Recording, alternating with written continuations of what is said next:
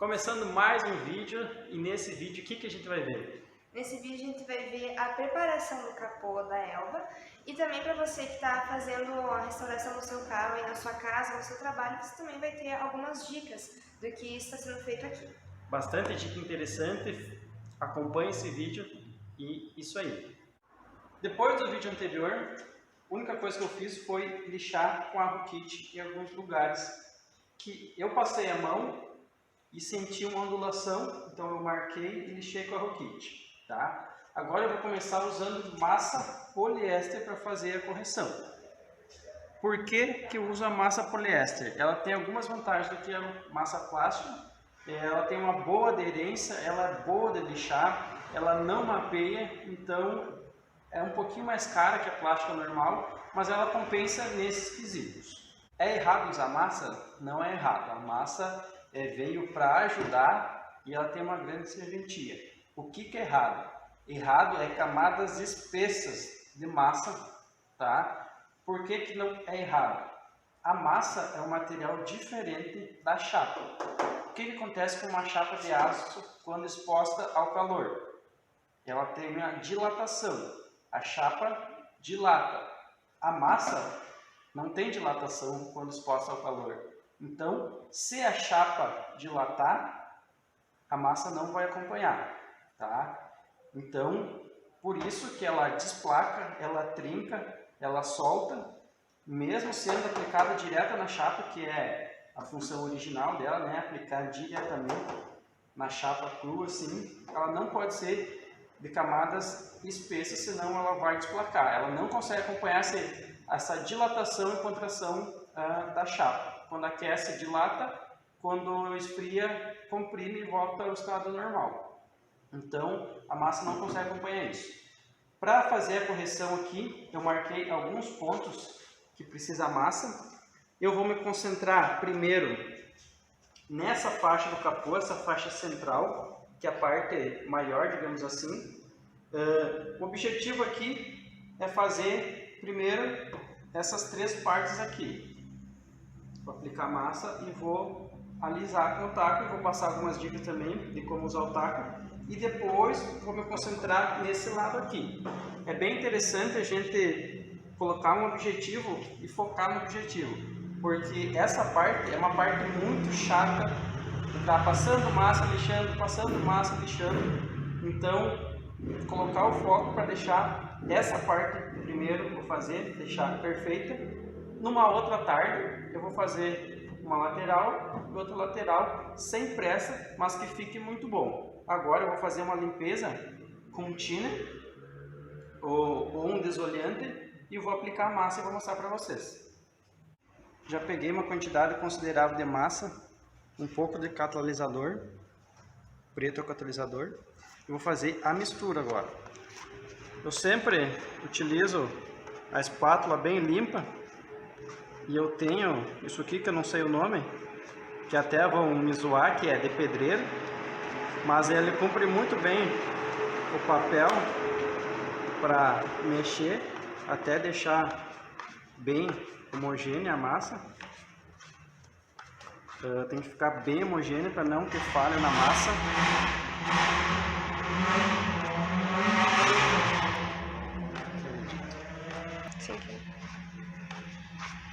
É necessário sempre usar o catalisador junto com a massa ou pode ser só a massa? Sim, a massa sozinha ela não seca. No caso, instantaneamente, né? Quando tu compra uma lata de massa e usa um pouquinho e vai deixando ela guardada, aos poucos ela vai secando. Mas o catalisador ele faz a aceleração dessa secagem e em poucos minutos já dá para secar, tá? Eu vou pegar uma quantidade considerável de massa e vou aplicar aqui, ó. Eu começo apertando, alivio um pouco a pressão e aperto de novo para finalizar, tá? O processo é esse aqui mesmo, ó.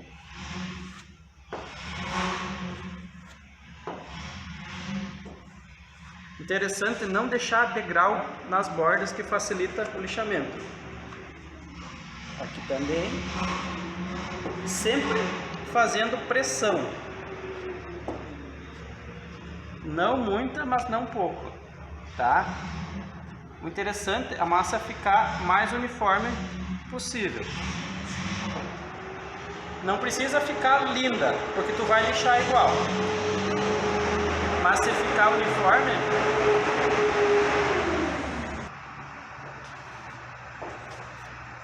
quanto mais uniforme, facilita o lixamento. Ó, os 4 dedos aqui na espátula ou celuloide e vai puxando ela.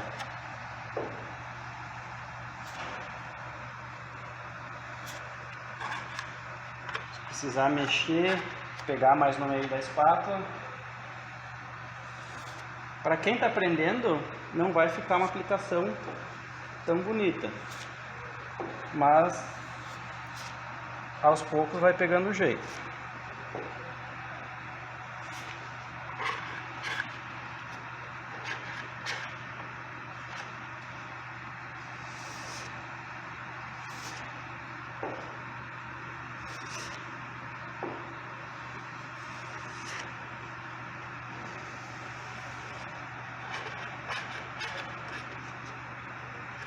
Eu vou aplicar mais um pouco aqui que faltou, pouca coisa, e depois eu mostro a massa seca já. A massa já está seca aqui, passou uns 5, 10 minutinhos aí. Mas a dica mais interessante que eu queria dar é essa aqui, ó. Vocês estão vendo a quantidade de massa aqui? Eu posso usar esse taco para lixar, posso usar a plaina para lixar. Qual que é a teoria? A teoria é que o taco para usar tem que ser maior que a quantidade de massa. Como assim? O taco tem que ser maior do que a extensão da massa. Ou seja, aqui deu no limite aqui, ó, para mim lixar. Eu consigo lixar com esse aqui e vai deixar a peça nivelada. Esse aqui também, até consigo. Mas a plaina aqui seria o mais indicado, porque a base vai ser aqui e vai ser aqui. A massa vai desgastar, o metal não desgasta tão fácil. Então, vai nivelar a superfície com a plaina. Mas, e por exemplo, aqui que eu tenho uma massa esticada longamente. Com esse taco é difícil de fazer. Com um menor é pior ainda. O que vai acontecer? Vai ficar todo ondulado, esse friso vai ficar todo torto. Então, aqui a plaina é ainda a melhor opção, mesmo que sendo uma extensão grande. Eu posso lixar de qualquer jeito? Não. Cada pedaço da peça, cada massa, tem um jeito de ser lixado. Como assim? Esse capô, ele faz uma volta aqui, ó. Eu não vou pegar a plaina e lixar assim, ó. O que vai acontecer? Vai encher de marca para cima e para baixo aqui, ó. Qual que é o jeito certo de lixar? Assim, ó.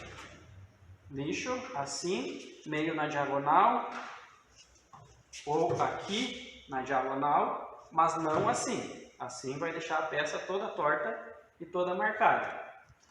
E aqui, posso lixar então com a plaina assim?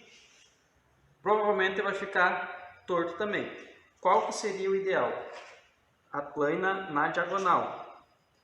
Sempre numa área grande. Não lixar tudo aqui e depois lixar lá e tentar igualar. Sempre vai lixando parelho até terminar a peça, tá? Então a gente tem que acompanhar o desenho da peça e não deixar marca. O segredo é ter calma e essa parte do taco ou a plaina ser maior que a área da massa, isso daí é algo que pouca gente, né, utiliza. Pouca gente cuida desse detalhe do taco ter que ser maior que a peça. Até tem alguns profissionais que fabricam plaina ou taco maior ainda para conseguir ter uma superfície extremamente perfeita.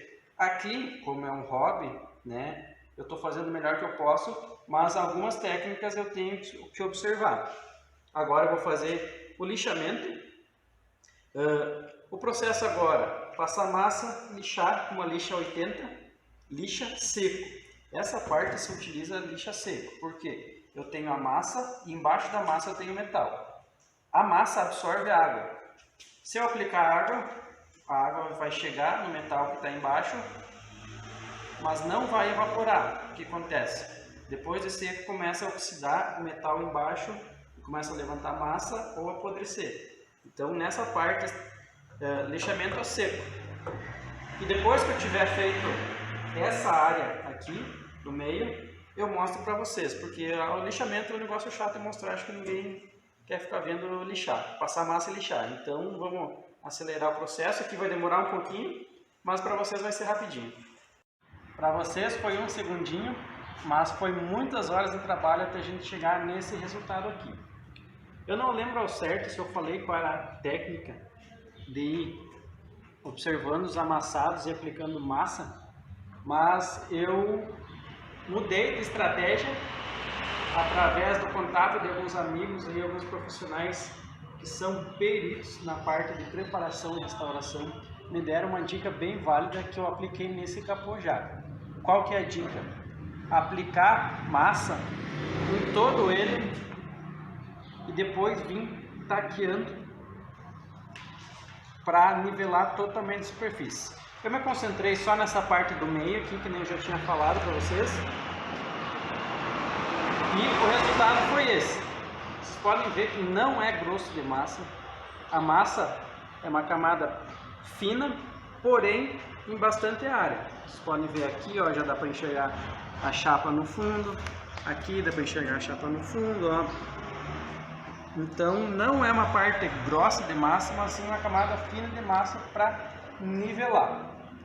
Através do taco de lixa e da plana, a gente conseguiu esse resultado aqui. Aqui já está desengraxado, pronto para a gente aplicar o Wash Primer e o Spectra Primer.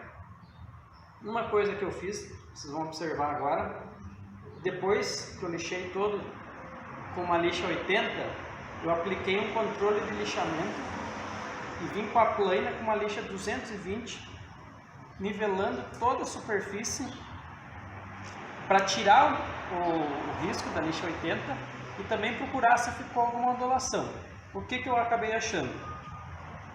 Uma pequena ondulação nesses dois pontos aqui, que eu apliquei uma massa acrílica aqui,